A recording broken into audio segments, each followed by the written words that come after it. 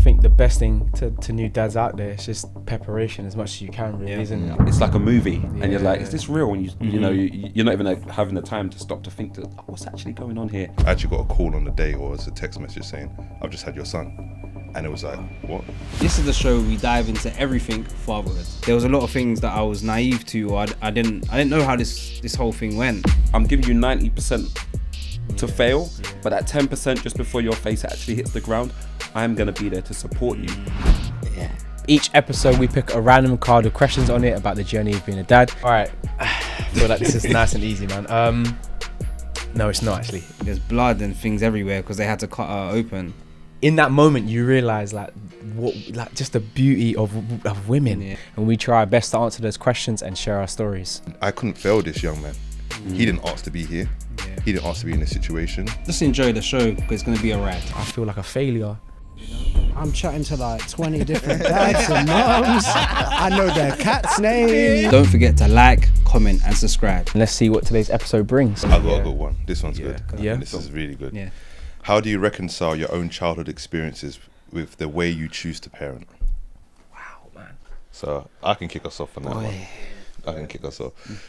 Just thinking about how, and I'm looking at this from a father's perspective in terms of how my father was in and out of my life and what he brought to my life. And the first 8 years, blissfully unaware that anything was going wrong. I was happy. I was the happiest child. You know, my mum and dad living together was great. My 3 younger siblings, it just felt perfect. And when my dad left the household at the age of 8, that's when a lot of my own trouble started in my life, because he was my superhero. He was the one I looked towards. Not over my mum, but I looked at him, he was like cool, that he rode the bike, and then he was driving buses, and he was a driving instructor. Like, he was physically fit, he was a carpenter. Like, my dad is multi-talented. He's a musician as well, so I looked at him like, this guy is everything. So when he left, I remember coming home from school one day, and I see him packing his stuff. And I'm looking like, looking at mum, like, what's going on here? And then he was just like, I'm gonna be leaving. And then I was just like, what?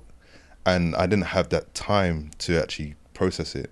And when he left, I remember just crying. Like, I felt like I was just so deeply emotional because he was gone. And I knew he was going to my grand's. It wasn't far, it was like 10 minutes walk, but it was like he was going to the other side of the world. And then what I started to realize is that his capacity as a father wasn't nowhere near where I thought it was. So when he he was supposed to pick us up every other weekend, there were certain times he didn't turn up. So I'd be waiting by the window, looking at every car driving past, because as soon as he left, he bought a new car. And then he's thinking, I'm living life. So then I'm waiting now, and I'm looking, all these cars driving past, and every car wasn't my dad. So then I'd be by the window with my siblings, and then one by one they would leave, and I would just be there, just crying, because I know he wasn't coming. And that was difficult. So emotionally, I had a real lack of emotional regulation around my emotions and in relation to my dad and life. And also, I just didn't like authority from that point going forward, because I just felt, if my dad's not in my life, then you can't tell me nothing. You can't tell me nothing. So it was really difficult, and I really struggled with my dad because he didn't give me what I needed throughout my childhood. So essentially, by the age of 13, I started to realize that he just didn't have the capacity, and I started to challenge him on that and be very vocal. At 13? And just be like, look, why are you not doing this? Why are you not doing that? Wow. And he couldn't give me any answers, you know. And again, now in hindsight, I look at my dad and I realized that he was going through his own stuff. And it was things that he wasn't able to do or overcome based on the trauma that he had experienced growing up. You know, growing up in Bermondsey in the 60s, 70s, deeply racist. They treat you like a boy. Like, he didn't really have a place in society. So the only place where he probably felt like a man was probably at home, you know. So, and then he might have exerted his authority in different ways. So it just didn't really work for me. But we have a decent relationship now. We talk, we're amicable. I've forgiven him for the things that he's done or not done because I can't harbour that. But when Cameron was born, I remember when I held him the first time, and he was so small. It's like literally held him there, legs hanging either side of my arm. I was just like, oh my days, like, this is my son. And I remember just holding him close the first time I held him and just whispering to him, like, I'm never going to leave you. Like, I'm never going to leave you. Because I know what that felt like with my dad when he left me several times over. just left me in a lurch. And I never wanted Cameron to feel that way. And I was just like, look, I'm going to be here regardless of how difficult it is or what it does to me. I'm going to make sure that you receive the love and the care that you need from me, no matter what. And it was difficult, but it was really important that I did that for Cameron, because despite him and his mum and I not being together, we've raised an amazing young man, and he's been sheltered to some degree, but also I've been really honest with him around the things that have happened and transpired, and we have really good conversations about that. And he actually educates me, in different situations. He's very forthright, very intelligent young man, and I didn't want to shelter him from certain things. I wanted to be able to have that cultural and that capacity to speak about these things, and that ability to express himself, which is important. Not that he's my friend or nothing. He's not my friend, because you know that. But he started to, but that's my guy. You know what I mean? And everyone knows. And someone came up to me the other day and was like, Sayce, you really inspire me in terms of how you raise your son and how the relationship that you have. And I'm like, oh, this is normal. Like for me, this is normal, but it's not normal for some people, and I didn't experience that. So it really motivated me to be a better father, and not let him down. Question on that, Sayce. That's very inspiring, to be fair, and I can't imagine what it felt like being a child. Like them memories, the smallest things with your children matter the most. I remember my mum used to do maths on a whiteboard. Me and my cousin talk about that today, like how economic it was, and how sick it was, and how much we taught and we learnt words there. So that memory of waiting by the window, I know how significant that would have been, because you, as a dad, you think, I'm just not coming this week, and you get, like you said, you're looking at every the weight of it. You can never understand the good and the bad for kids. What I was gonna say is having that conversation with Cameron, you said, right? When you say you're open with him within conversation, was it just about what you was going through with his mum at a later stage, or was it just in general with life and what you were going through personally? That's a good question. It was difficult to keep that balance, because what happens sometimes when parents are not together anymore, one parent or both parents might start talking in a derogatory manner about the other parent, and all it does is that is saddled on the young person's shoulders, the child's shoulders, and then they're not sure who their parents are, and they're confused. I never wanted to do that, because that was happening for me, not for my mum. My mum never badmouthed my dad, but my dad would speak ill of my mum sometimes, and I'd be like, nah, I have to challenge that. And I can understand how it felt, so I thought, I'm never going to do that. What I did do is speak to him about situations which were difficult, which I was trying to navigate as he got older. So then he would see things for himself, not that I would be showing him like, oh, look what you... No, I wouldn't do that, because I want him to respect his mum. And it's important that he respects his mum, and as a man, as a father, it's important that he does that, and I make sure he does that regardless of how I feel. So I did start to have conversations around certain things, but not just about his mum or the situations, but even around my own mistakes as a father. And when I made mistakes, I would apologize to him. And I never lied to Cameron. I've never lied to Cameron at all. I didn't even lie to him about Father Christmas and Santa Claus. I said, bruv, that's me. That's it. That is me, And he'd be like, and then brother's like, you can't do that. I'm like, yes, I can. Yes, I can, because all he's going to do is be like, you're a liar. But I never wanted to doubt me in any way. So, I just had to push forward and just drop the gems and the conversations at the right times that I knew that he was ready to have these conversations. And as I said, he would give me a different type of insight, and I'd be like, I never saw it that way. That's, you know what I mean? So, and we got to do that with our children, because we can't allow them to get to 18 to start having these conversations. Because then they're going to be like, well, you don't respect me. You don't think I've got the capacity to deal with this. Like, and I'm you, and you are me. So we've got to give them that opportunity to express themselves and deal with some of these situations. Do you know what? I've kind of got the flip side, and I know Sayce knows my kind of story, but I came from, obviously, I said a bit earlier that I used to live with my mum up until the age of 8, and we had a very frosty relationship, to say the least, which was quite violent, if I'm being honest with you, at times, and that kind of prompted my dad to take me on board to kind of go and live with him. But my earliest memories of my mother and father, and still now, to be fair to you, is that when it comes to co-parenting, they probably are the best example of kind of how to co-parent. It still amazes me to this day, just how they co-parent. Sometimes I still feel a bit on edge, because sometimes I see their partners, but my mum still getting my dad food. but your partner's there. But why are you still getting this man food? So it's little things like that. Sometimes I look at and I'm like, oh my God, what's happening here, sort of thing. And me and my siblings were always running like inside jokes. But I think for a man to take his son, you know, when my dad did at the age of 9 years old, quit work for 4 years just to focus on me. Like he really needed to focus on me. So I know from my perspective, we hear a lot about men don't do this and men don't do that and men, you know, but all I've ever been shown, my perception is a bit warped, because all I've ever seen is the positive stuff that my dad has pushed into me, the sacrifices that my dad has made for me to kind of be the person that I am. And I know it's not easy. It's not easy for any man, you know, to take on their child by themselves and be like that. It's not easy at all. But my dad done it, and it's something that I'm really, you know, thankful. But what it's also shown me is, you know, growing up and watching my parents, I vowed I was always going to get married and then have children. And that was something that's just stayed with me. I've always said it to my dad from about 12, 13. And that was solely because I always wanted my dad in the house. And it was always like, you know, sometimes I wake up, dad's there. Other days, dad's not there. You know what I mean? It's just sometimes mum and dad was on and off until they were finally separated. Now dad's living all the way over there. Mum's living all the way over there. And I think for me, that's one of the biggest things that kind of keeps me in. Do you know what? I'm never leaving my wife. I'm just not leaving her. Doesn't matter what happens, we're not leaving, because I would understand the impact what it's going to have on my 2 young daughters. And working with young people, you get to see the real impact of what it does to young people when the parents break up as well. So with all that, it's really kind of put me just watching things, you know, whether it's right or wrong.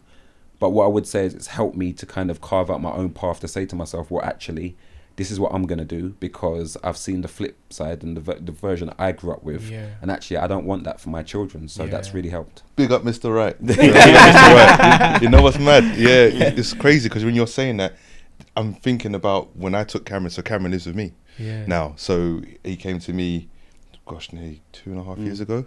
So yeah, just before he was 16, when he left school.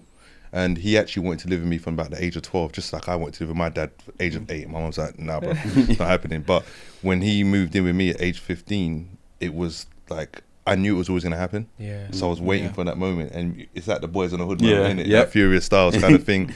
And when he came, I remember going to pick him up because his mum lived in Ashford at the time. And driving there, I was just blazing tunes. I was like, yeah, I got through, like literally, I'm gonna have my son. And it was like one of the happiest days of my life, because like you said, so much had been taken away from me in terms of preparing to have him, that when I went to pick him up that day and his mum was just like, okay, I was like, yeah, you're right. And it was just like, yeah. And then he put all this stuff in the car, and I just drove back. And I don't think I've ever been happier in that moment. And getting back, and he had his room, you know what I mean? Like moving to a new house, and just like, bro, there you go. That's your place. Sort yourself out. And he was just amazing. Like gas. And the last 2.5 years has been amazing, you know, because I've seen him in a different light, because I've never lived with Cameron at all. So that was just something which I'd waited for a long time. And you see a different aspect of your child. You're like, oh, that's what your mum was saying. Oh, okay, cool. Now, so, and they need a balance. They need that feminine and that masculine energy, and that's what's important. I mean, for me, I can't. It's mad because I can't imagine living like away from my daughter, you know. And my situation is I'm a bit more early on than, you know, you guys, in terms of I've got a baby that's 11 months old, so I'm still in that process of like working out what kind of choices I want to make, you know. And going back to the question as well, it's like I think for me, I've grown up with I've got my dad and I've got my stepdad, and I read this book when I was younger called Rich Dad Poor Dad, and I honestly feel like that was the dads that I had, you know, because I got my dad Marcus, who's my brother's in the corner of the room right now, but like he would know this, like our dad is very charismatic. He's like an enigma, like, you know, he will be able to like just pull people in towards him, you know, entrepreneur, all this kind of stuff. But when it comes to being a father, right, you know, now he isn't there from a Sayce, from a stability, you know, security. And then my stepdad on the flip side is very much on the security side. He's stable wise. He supported me and my mum and just my whole upbringing and stuff. Like he was such a fundamental person in terms of just who I am today. But I would say from an emotional perspective, I didn't really have that connection with him, you know. And so I guess with both men, I was able to take parts of what I liked, and then I also was able to go, I don't want those parts as well, you know, because I can see the flip side. And I think for me, like, I've always dreamt of like that, you know, where you are, you know, like just and both of you actually, in terms of just being married, like having that, you know, that union with your partner, and you're raising children and your family and stuff like that. I've always wanted that, and I've grown up watching friends of mine who've also experienced that. So yeah, now with Zuri and my partner now, like I'm a bit like you, Lee, in terms of like, I want this to work, and I want to put in what I can to make it work in terms of the necessary steps and stuff, and you know, make sure that I hold up my end of the bargain in terms of if I can communicate, if I can compromise.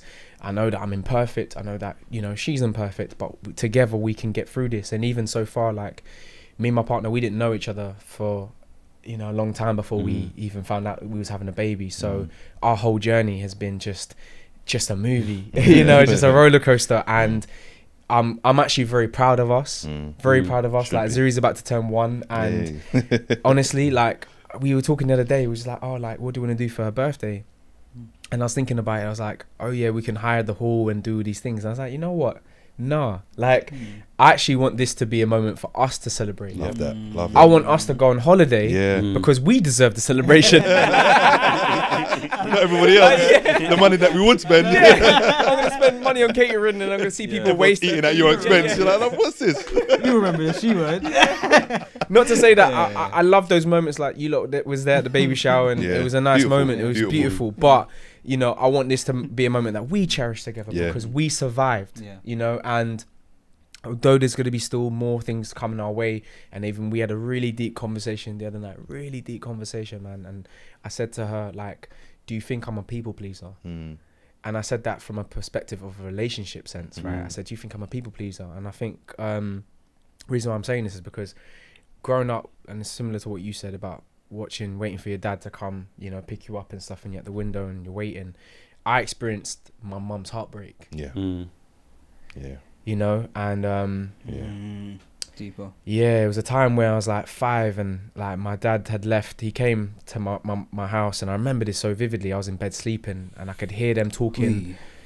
I can hear them kind of like, you know, connecting and whatever, you know. I don't want to go into the details there. And I also remember him leaving. And I'm sleeping. I can picture this whole thing. I can hear it, bro. And I'm that age. I can picture the whole thing. And I remember seeing my mum just crying one day, like burst out crying, like wailing, you know. And I remember saying to my mum, like, oh mum, like I'll marry you. And it was like the only thing I didn't know, like I thought this is the thing I could say to her to, you know, to make her happy or whatever it is. And I felt like over my life, just maybe that's why I am the way I'm built, you know, in terms of just the love and all this kind of stuff. I think it's like going back to the question with Zuri now, I just want to make sure that she knows that I'm always going to be there, you know, and I don't want her to witness that. I don't want her, and I think that's the thing for me. It's like I just don't want her to witness the stuff that I had to go through, because I feel like I survived because of maybe my environment, my circumstances, the people I had around me, my capacity. I don't want my daughter to go through what I've gone through and think that she's going to turn out to become like how I've become. And also, not to say that I'm perfect, I also carry certain traumas. I don't want my daughter to have these cycles of traumas in her life, and I'll do everything I can to avoid that. And you know, and I know things will come along the way, things we're going to have to deal with, but as long as I'm alive, my main mission in life is that I just want to prevent Zuri from ever experiencing, you know, some of the stuff that we've gone through. And I think that was important that me and my partner discussed, and it's something that Sayce said to me a long time ago when I found out that I was pregnant, and he said to me, write a list of your expectations. And that was the best thing he could ever say to me, you know, because I wrote that list, and honestly, all the anxiety that I had in my heart and my head, gone.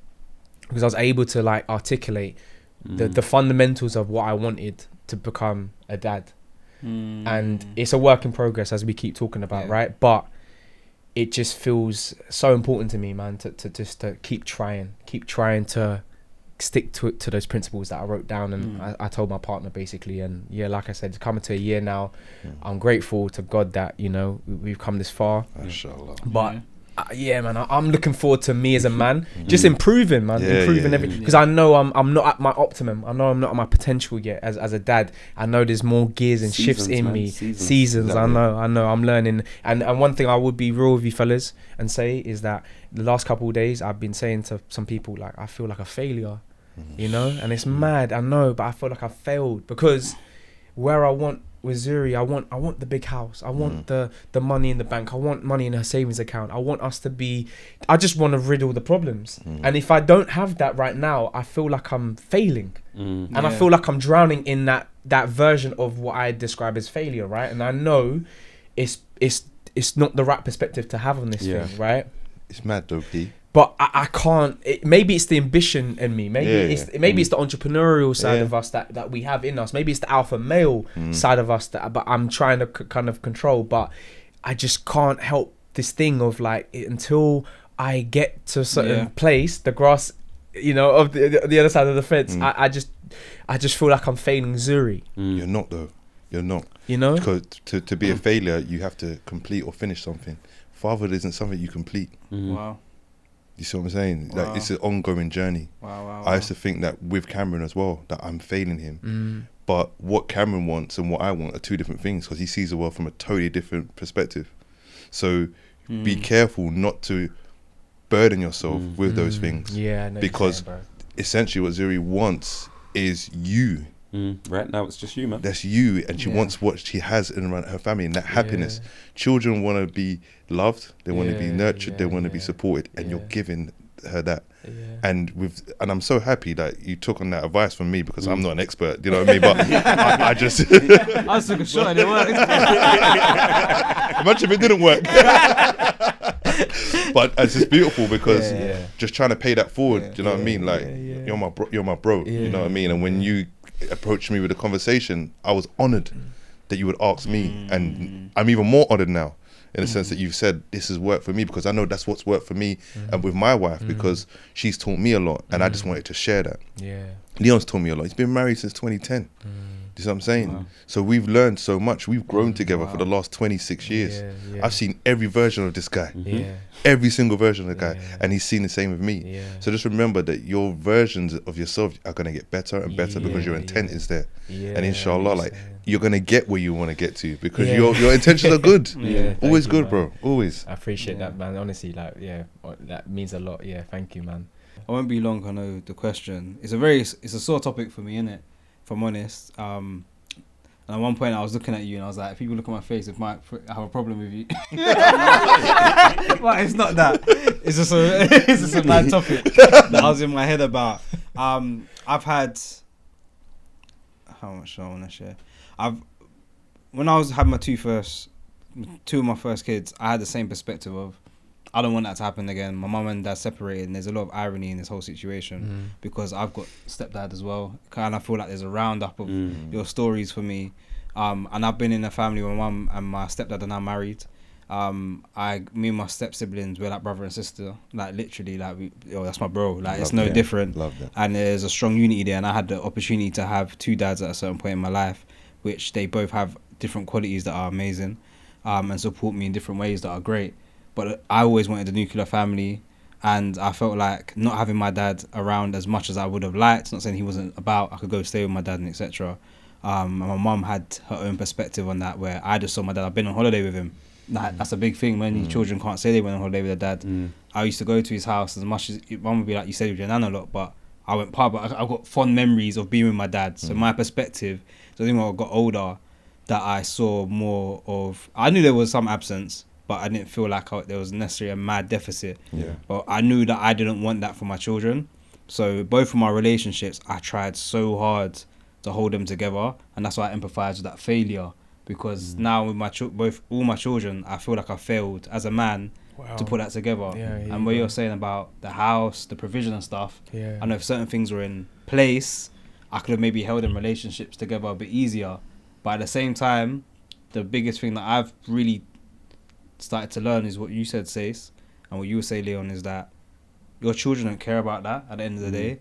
and the time that I spent. I remember saying to someone, because I have my children, I wouldn't say a certain amount of time that I'm not necessarily happy with, because I wanted them with me all the time. And I remember the first time I left, I had to leave my 2 eldest. It hurt, because I was used to like being with them every single day and stuff like that. And then now I'm like, how do I even live? It took a while. But then I realized there was a couple things, but I realized every moment, the small moments are the ones you don't realize. And I remember saying to my friend the other day, like, oh yeah, sometimes I just want more time with the children. I feel like I want to do more. And they were like, my boy was like, Reese, when I saw you go to Comic-Con and you was all dressed up in Spider-Man thing, this is when I had stepchildren at the time as well.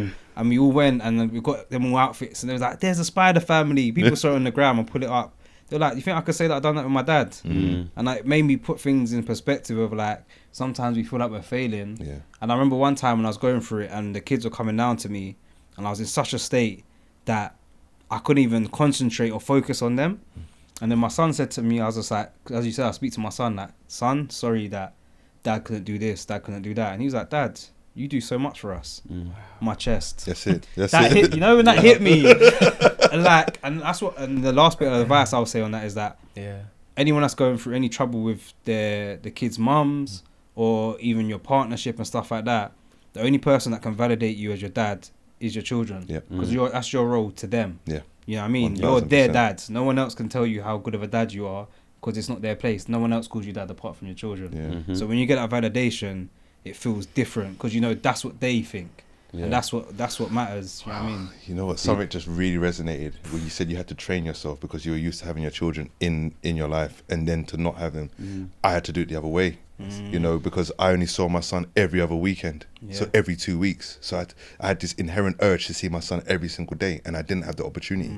So then I had to train myself to not miss him for 2 weeks. And then I'll pick him up, and then back then it was Friday, Saturday, taking back Sunday, very minimal time, and then for the rest of the week it's like I was mourning again, because it's like I don't see my son, and no one understood that. No, I don't and think then anyone will. to further compound it, when I wasn't able to see him because his mum wasn't allowing me to see him at certain points, you know, in the first year I didn't see Cameron for 7 months. Wow. So it was like, people don't understand, you know, and this is why it's so important to, as men, we have to do a lot more to be able to manage and navigate these situations, and possibly be more empathetic for the woman in that situation, based on her emotions or what she's going through, because she's also mourning, because she wants you to be there.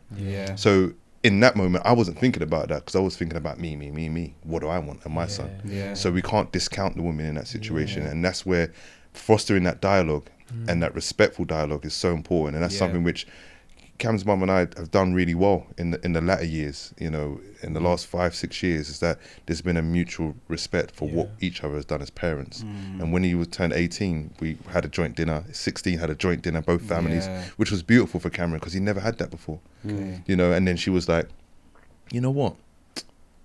We smashed it. So we did. To nudge each other still, like, you know what I mean? And that's a beautiful end to that story to some degree, because he's 18 now doing his thing. So, but it's really resonated, man. Just want to say, like, lads, thank you so much for just jumping on. Thank you. And having this discussion. Definitely went on a couple journeys, for real. Thank you, man. Bless, man. The varying stories, I feel like, have just been very impactful, especially like when you said that your dad took you, you know what I mean, for a certain age, like, even having that perspective where we're like, we wish I had the provision in the house. He actually took the time off, and just showing that all of us men have such a varying experience, but at the same time we're all loving fathers and want to do our best in our own ways, and learning that. So I just feel like, it's been brilliant having you guys down and really sharing that with everybody that can watch it, and hopefully everyone can take something from each of these stories, absolutely, and realize you can make it through to the other end and still be a good father, you know. I've been Percelle Ascott. I've been Ricardo. I've been Leon. Sayce. Let us know what you want us to talk about in terms of topics and questions and stuff, and obviously stay tuned for more, and like, comment, subscribe, do all the good stuff, and we'll be back soon, right, Reese? Yes, we'll be back soon. Yes, man. Cool. Bless. Respect. Respect. Aye. Boys. Thank you. That was lovely. Good, man.